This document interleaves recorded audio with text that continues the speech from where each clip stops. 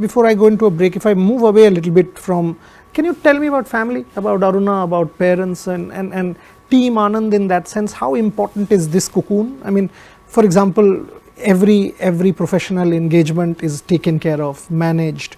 You know, as a high performance athlete, you're almost cocooned from the outside world in a sense. You have to focus on your game. That's about it. Can you tell me about that and how important that is, this support system? I think it's nice. For instance, with my mother, she was traveling with me till I was about 15, 16. And then slowly, as I started to go abroad more often, and so on, you know, she couldn't come that often. When you're young, of course, the practical aspects were taken care of.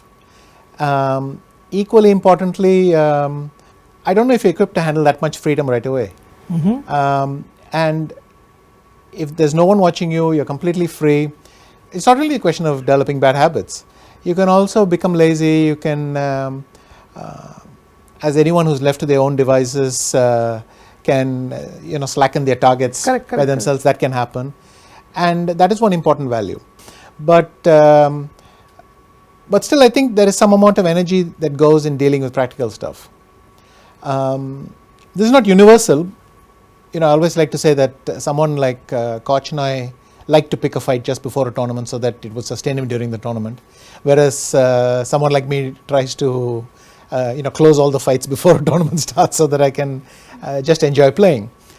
For me, a lot of the practical stuff, booking tickets, this, that, there's this chess player's need to micromanage stuff, and you start getting obsessed with getting some little detail right, and it takes some energy away from you. So about a year after we got married, Aruna started to slowly take a lot of the practical details. So she started booking our tickets, making suitcases and so on. And initially, I resisted. So it took some adjustment, but eventually I would say, yeah, I got to like it again. It just became nice. And clearly this approach almost, I would say, peaked when it came to the matches, because for months leading up to an event, I would not have to think about anything but the chess. And I got used to being in a complete cocoon. And then I would isolate myself even more.